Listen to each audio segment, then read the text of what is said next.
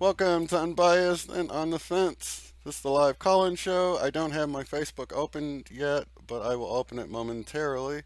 I just wanted to ask Angela how her trip was. Are you with me, Angela? Yes, I am. Hello, everybody. Sorry to pop this on you. Yeah. No, not a problem. Totally not expected this. I'm still in pajamas, and my summer clothes are still spread out in my suitcase here, and yeah. But I know, I'll talk for a bit. Yeah. I know it's easy to forget your friends when you're in paradise.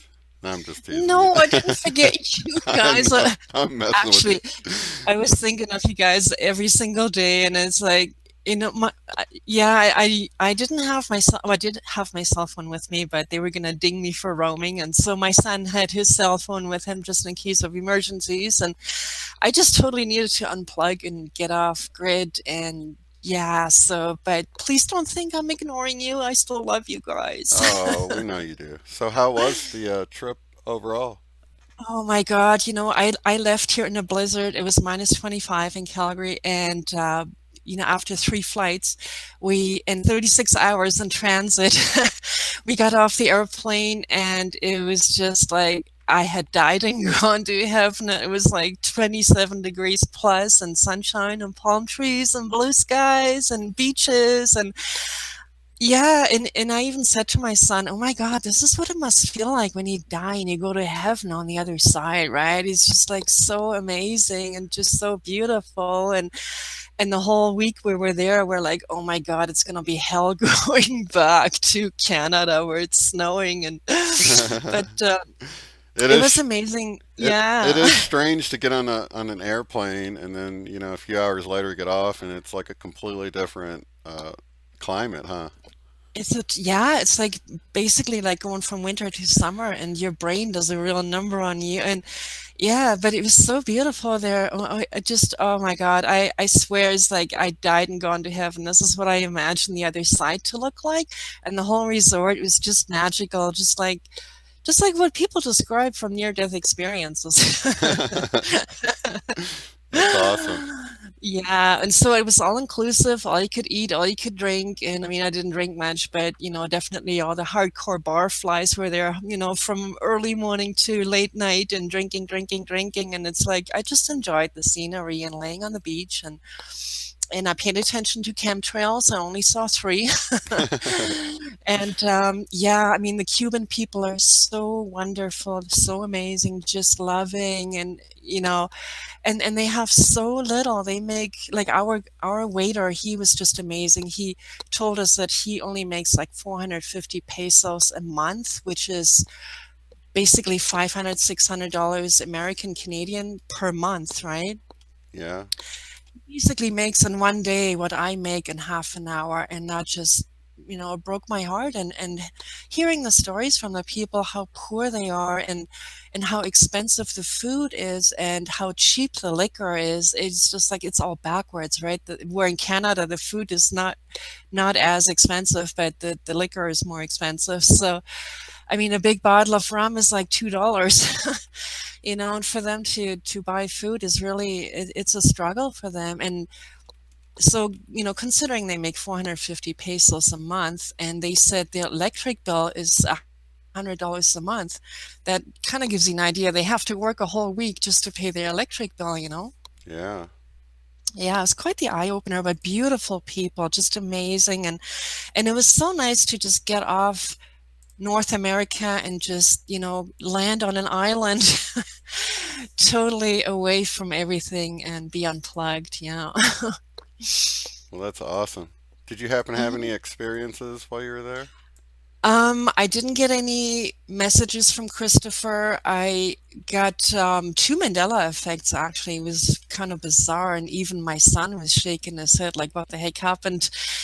And it all happened within a few hours in one day. So I don't know if you want me to kind of go Yeah, into let's hear about it. Definitely. That's it. exciting stuff. I know. Okay, so we went for brunch, and we were in this little gazebo that had like three little tables, and they were like very close together. It was a very small gazebo, and so there's this couple sitting next to us, a young couple, maybe in their late 20s, and they were from Italy, and we kind of just I checked her out because she was very beautiful, and she was very high maintenance, arrogant, like nothing is good enough for me and my husband can't do, that type high maintenance girl, right? Right. Anyways, that's why I kind of checked her out of the corner of my eye, like why are you so angry and so miserable on this beautiful place, right? I mean, this is gorgeous here. It's like paradise. How can you be miserable? So I kind of like checked her out, like, why are you so miserable? And then, didn't really checked him out, but anyways, long story made short, here's the Mandela effect. So they get up for seconds for a second plate of food. She left her cigarette pack and her lighter on the table. He left his ball cap on the table. And, they're only like 5, 6 feet away from our table. So we watched them get up and leave with their plates to go get seconds. And honest to God, I'm not joking you, between 3 to 5 minutes later, no more than 5 minutes later, this older woman shows up. She must have been like late 50s or whatever. Hmm. And she just sits down in the chair where this young lady sat. And my son and me were looking at each other like, does she not realize that somebody else is sitting there because there's still a cigarette pack and a lighter there and a ball cap?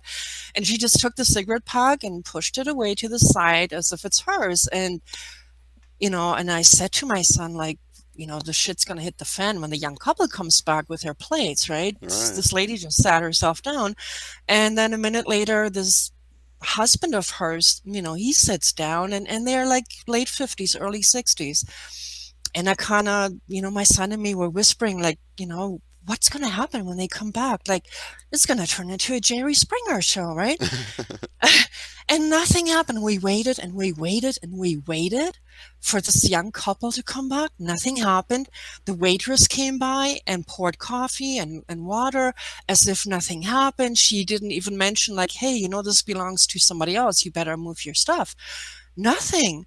And I said to my son, what on earth happened here? Like, what happened to the young couple? And they left their stuff behind. And then I kind of checked out the older lady. And then I noticed that she looked a lot like the younger lady, like same profile, same hair and everything. And then all of a sudden I thought, what if this is a Mandela effect?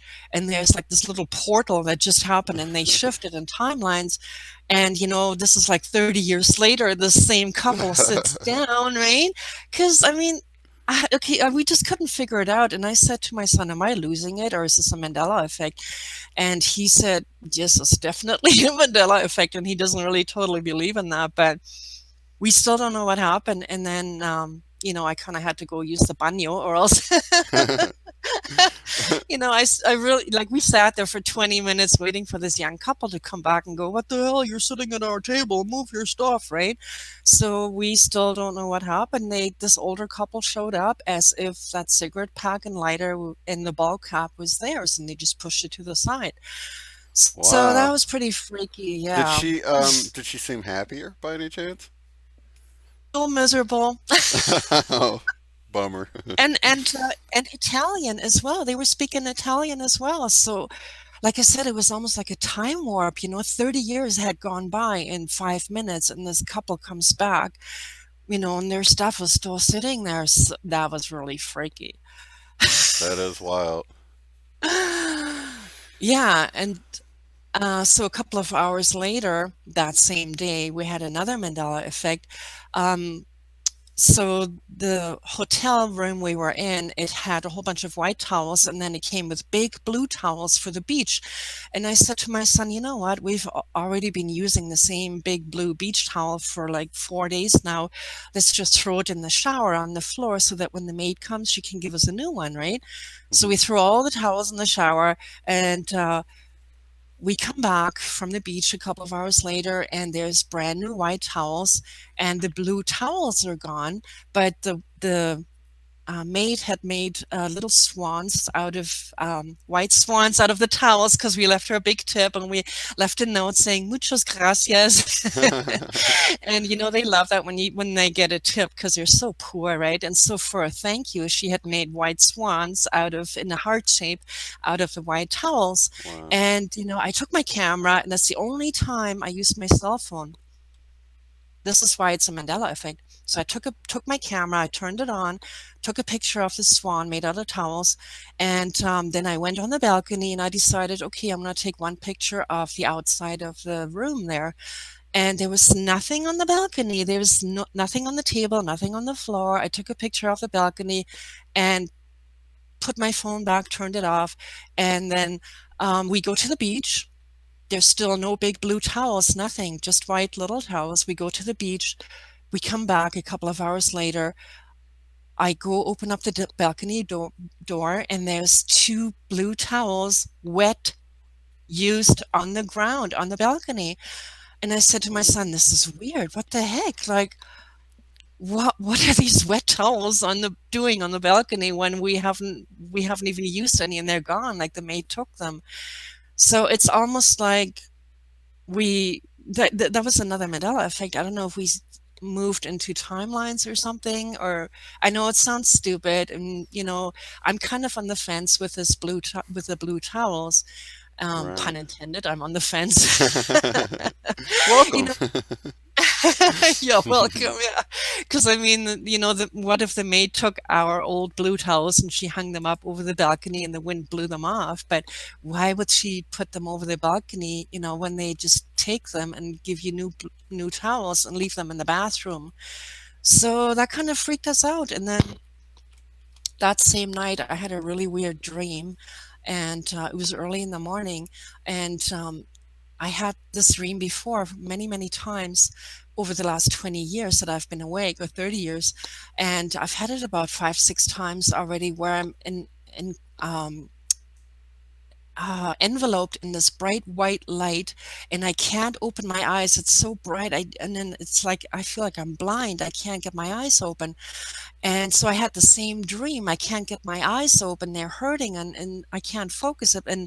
And then I hear my youngest son, Simon, and I hear my oldest son, Sven, his voice, and even my ex-husband was there, and my grandmother, and I could hear them, but I can't see them, and I'm desperately trying to open my eyes, and in my dream, I'm taking out my contact lenses so I can see better, and all of a sudden, everything's coming more to focus, but it's kind of like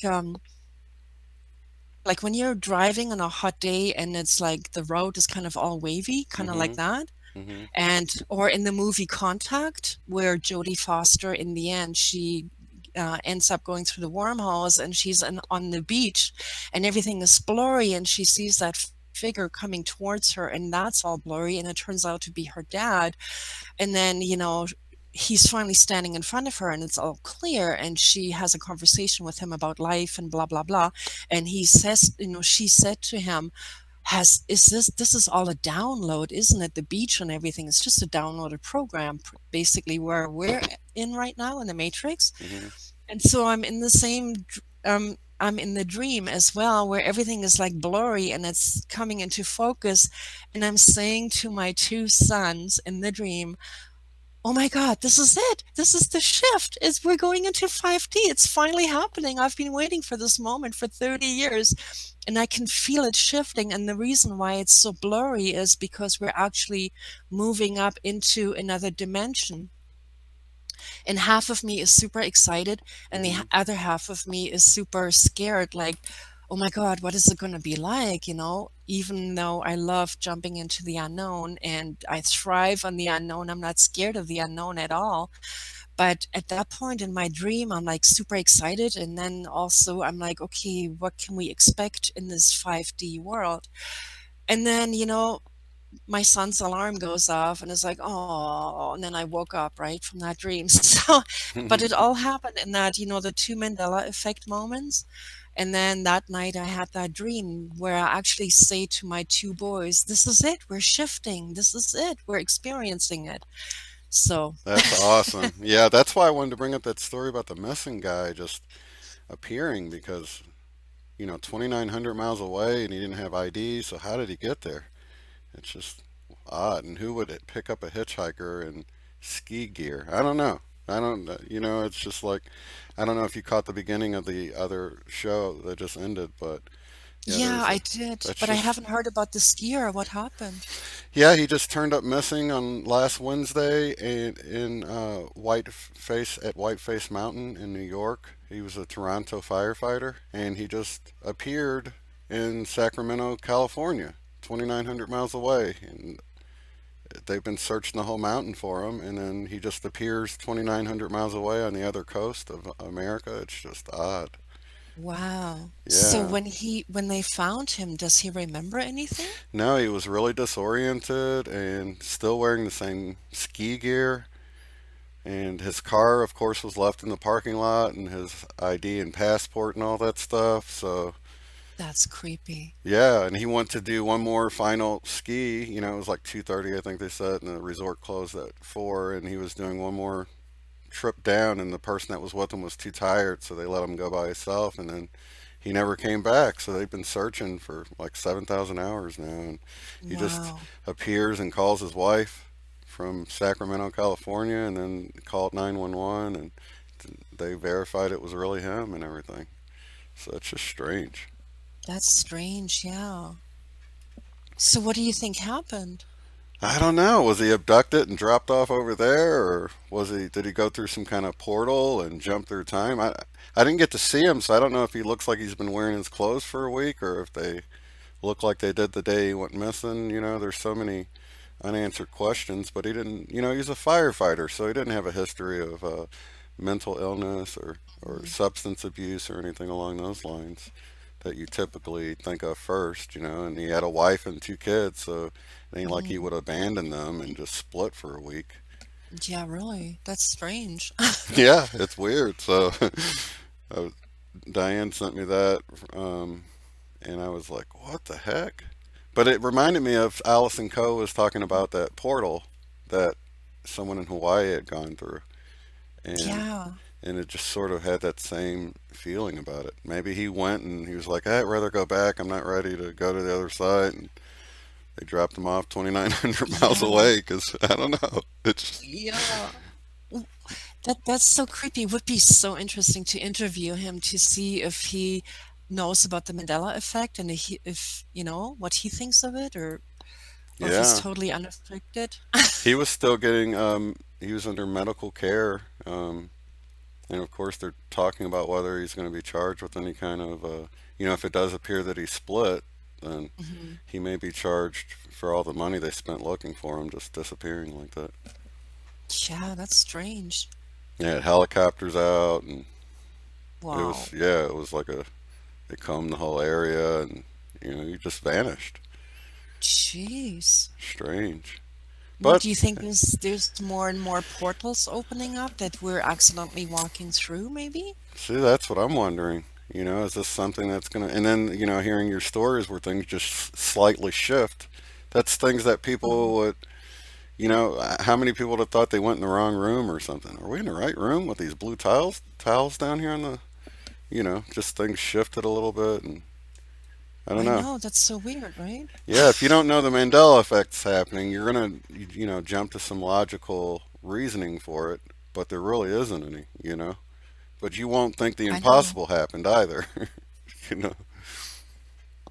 I know this is so weird. I mean, if I would have never heard about the Mandela effect, then I would have just like those two Mandela effects that I had while in Cuba, I would have just, brushed it off as, okay, I'm getting Alzheimer's or something like that. But yeah, I mean, for my son too. I mean, he kind of he's open-minded enough to go, yeah, okay, I totally believe in the Mandela effect, but I'm not gonna go ape shit on it and go right. YouTube it.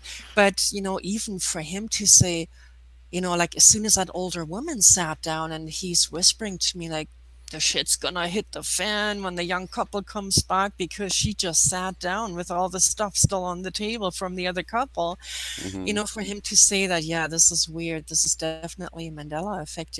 Oh, and here's another one. We took cab, like we hired a cab driver for the whole day, which is really cheap for us, but it's, they make a lot of money to go to Havana, which is a 2-hour trip from our resort. hmm And like 80% of the cars in in Cuba are like old classic cars from the 50s, and they refurbish them and they're just in mint condition. So wherever you're driving in on the island is you think you're at a classic car show from the 50s, right? Right. And so we stopped at a few places, and there's like all these old cars, like millions of them. And of course, I'm on the hunt for all the old Fords to see if I can find an old Ford logo with a real old Ford F, without the piggy tail. Right. And I even said to my son, like, let's take pictures of all the Fords. And we only found like two of them, and he took pictures of the logos. And it's the piggy tail. I was so disappointed. Yeah. That's strange. You gotta. It seems like you have to go wherever there was some artistic involvement, like a tattoo or Hmm. even decals, custom paint jobs, and things like that, where the artist was sort of using his mind. Seems like you have to introduce consciousness in there, but if you used a template of some sort, the template would have changed and it would change to the new version. It's really strange the way it works. It is, yeah, because I remember the letter F with just a regular line, not the piggy tail. And I did ask my oldest son, Sven, that took me to the trip, because he's a mechanic, and he's a car buff, he just loves cars. And so I said to him, "How do you remember the F logo with the letter F?" And he says, "It's always been a piggy tail for me." So, Right.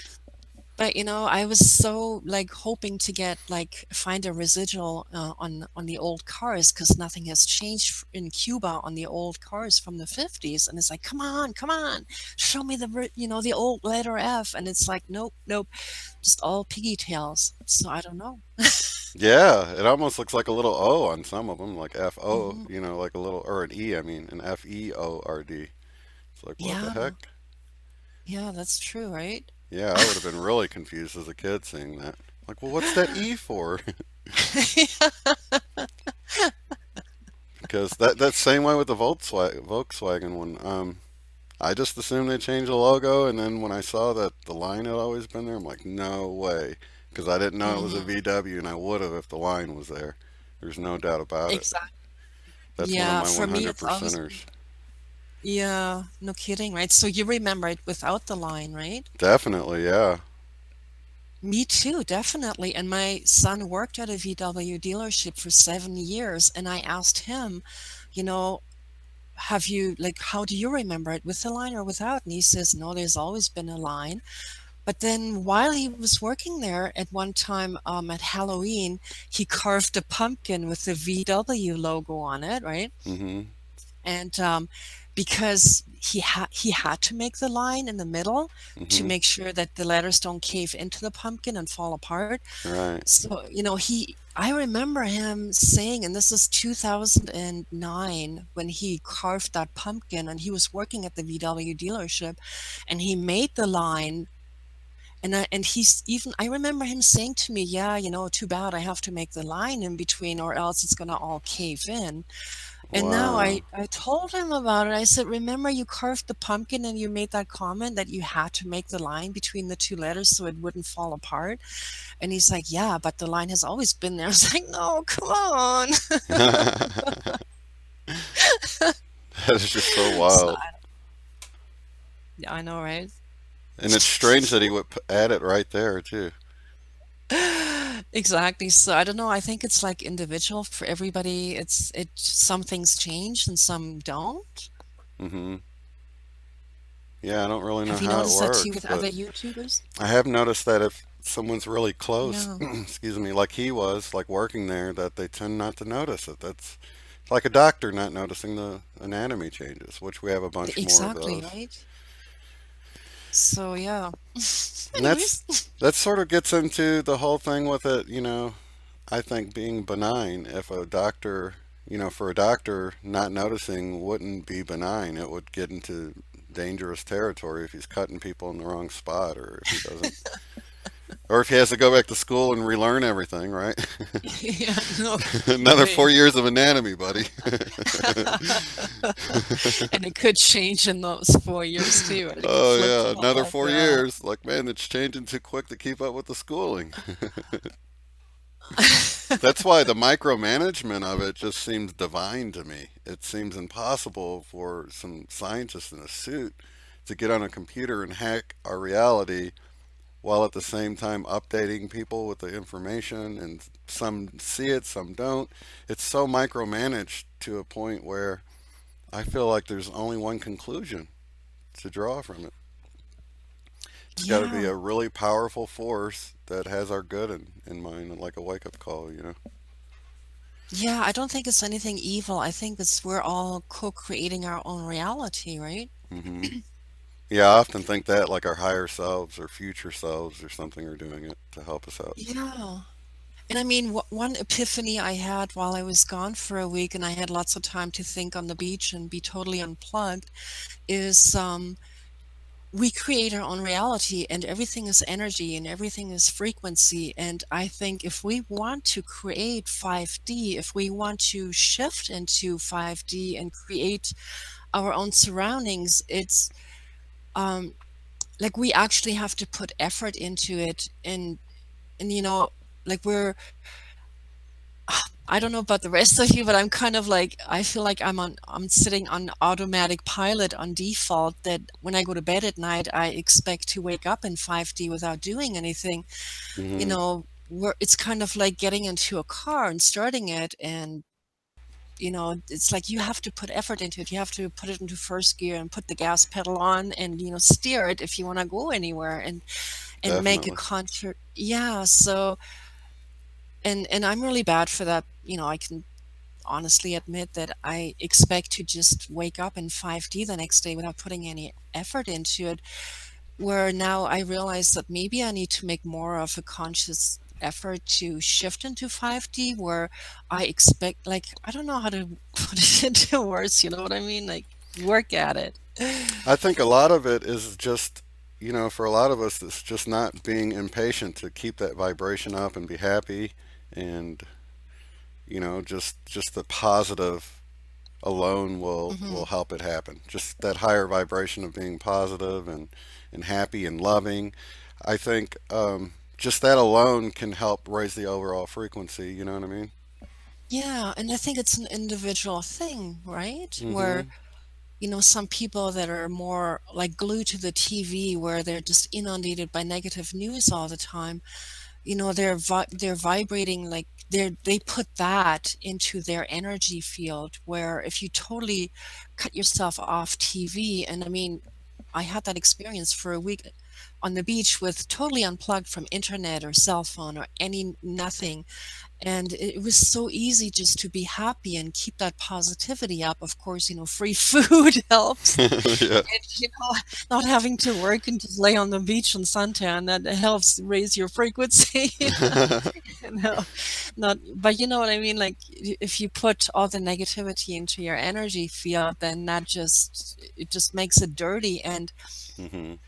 spiritual cleanliness or energetic cleanliness is so important. I mean, we take showers every day, we brush our teeth every day, but what do we do for our energy field, right?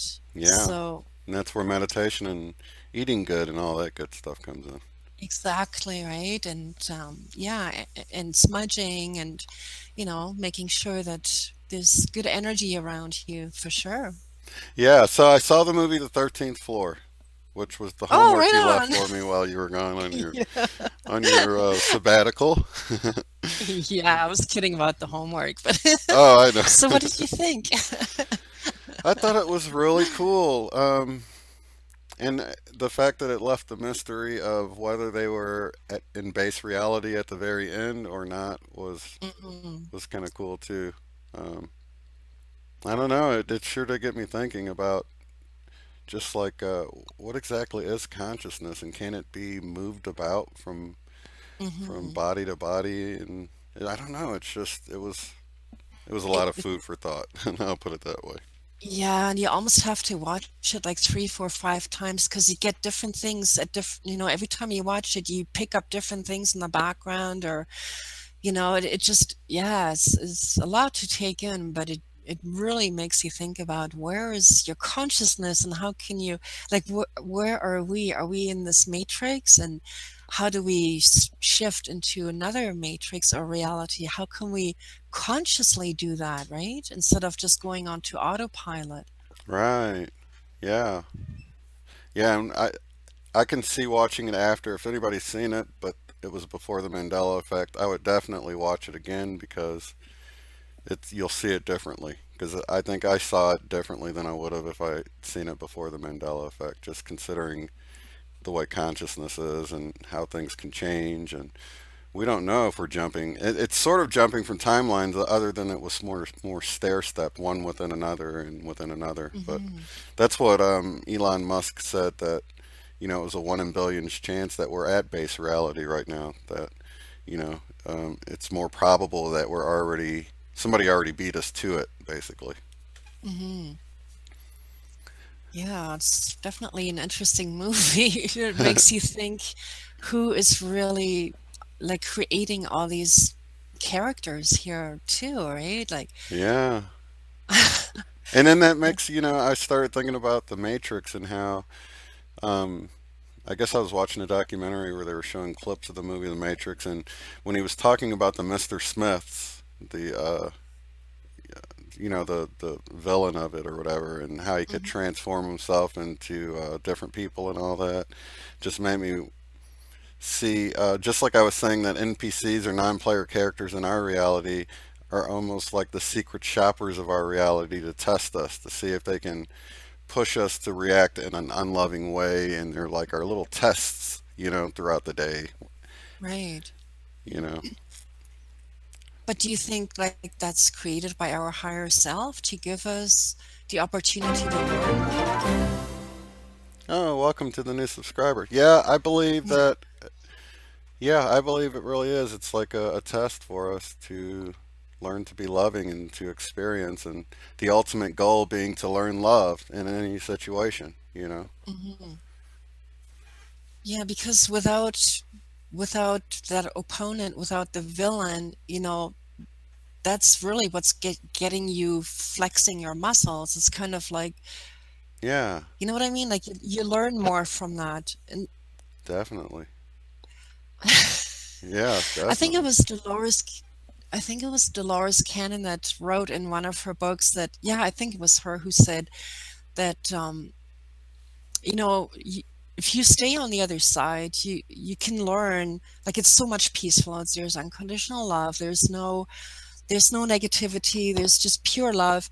And yeah, you can stay there if you want to, but it's going to take you 1,000 years, rough, whatever, for example, it's going to take you 1,000 years to learn what Hmm. you can learn in a few years here on Earth because you have all that duality, that, black and white, and the opponent that's going to make you flex your muscle and learn from it, right? Hmm. And the better And they she play kind their of, parts, the better practice it is, really. yeah, and I really like what she said in one of her books, that on the other side is kind of like, okay, if you want to learn how to drive a car, you can get a book from the library and read all about it and look at all the engine parts and how to steer a car and stuff. But you will never really know how to drive a car until you come down to Earth and you're actually sitting in one and you actually have to drive it and you actually have to go through traffic. And that experience itself will give you so much more than just reading about it. And that always stuck with me, that example. Yeah, definitely. Yeah, you can't really experience it just wondering about it. So, Yeah, well, no this has kidding. been awesome. I'll let you get all unpacked and everything. It's been awesome talking to you. I appreciate you updating me. I'm curious if you'll have another Valentine's Day message. That would be awesome. Yeah, no kidding, right? I mean, exactly a year ago at night, Valentine's Day last year, when I went to bed, is when I got the major downloads from Christopher. So We'll see if anything comes through tonight. But, Don't I try. was no, exactly right. And I mean, the whole week I was gone, I was hoping for him to come through and, nothing. So I think and then I'm thinking too that maybe this is it because the last message we got from him was basically the movie thing and cut, Right. you know, end of the messages, it's finished. So Yeah. I don't know. Interesting times. Yeah, hopefully there's no need for another message, right? Yeah, and I mean, according to Allison Coe's clients as well, that something's gonna shift here between like the first 3 months of the new year, right? So Hmm. that takes us into March, so we'll see what happens. Yeah, it's just a month and a half away to the end of that window, I guess. Hmm. So we've already made it halfway through. That's 3 month period. So that's awesome. I'm Yeah, excited. me too. Oh, that's a bummer. But I didn't then know that. Ben, he says we have an active shooter in Florida right now. what? Hearts and prayers to the families being affected in Florida right now. What's going on? I don't know. It's just probably a new something coming up right now. But Uh, on Valentine's Day too, right? yeah, Jeez. it's always got to be a little fear interjected there, injected into the consciousness on too much love going on. Let's put out a little fake news, or it could be real. I don't know, but Yeah, this is yeah. It's so important to just unplug. I mean, yeah, not to have TV and listen to that because you just absorb all that negative energy and yeah, that's exactly what they want us to feel, the fear and put that into the energy field and keep feeding it because they're running out of food, right? They want to yeah. make sure they they The yeah, and then they loosh, as they call it. loosh exactly right, Yeah, and then maybe they even purposely picked this day too to certain days for to keep remembering every year that this is what happens so they can keep on feeding it every year, right? yeah. Well, I But do appreciate you coming on so much, Angela, and no, no worries. Thanks for having me. no problem. I will talk to you later. Enjoy. Yeah, and happy Valentine's Day to everyone. And how, I like to reword it and I call it Happy Veterans Day to all the volunteers, light Yes. workers, because there's a lot of veterans amongst those that have been going at it for years and years and years. So happy Veterans Day to all the volunteer light workers. Yeah, and I'll send a bunch of hearts out for you too. There Aw, you lots guys of go. love to you guys. Lots of love to you too. Well, Thank enjoy your you. Love and transition light. back into the cold Yeah, climate. thank you. Back into winter coats and shoveling snow. Thank you. Love and light. Lots of love and light to you. Lots of love and light to you too. Bye bye. Bye. And that was Angela. Wow, that really went fast. And it went a lot faster for her. That's just how it works, isn't it? So, anyways, really nice to hear from her. Really sorry to hear about the active shooting going on and all that. That's just really unfortunate.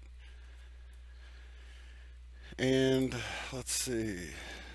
It sounds like my kids are getting home from school. I will probably end this one and we'll just do another call in show. You guys, if you haven't friended me already, the link is in the description below and you will be able to call into the show. And no worries, I will keep your information private. So uh, definitely connect with me on Facebook. And I will probably put my Discord link in there on the next one. Maybe even do like a group Discord chat or something. It might get a little out of hand, but it might be worth a try anyway, right? So lots of love and light to each and every one of you all. Enjoy the chocolate and all the love. And even if you're single, go buy yourself some chocolates and love on yourself. You gotta love yourself, love your neighbors, and I love each and every one of you guys. So have a good one.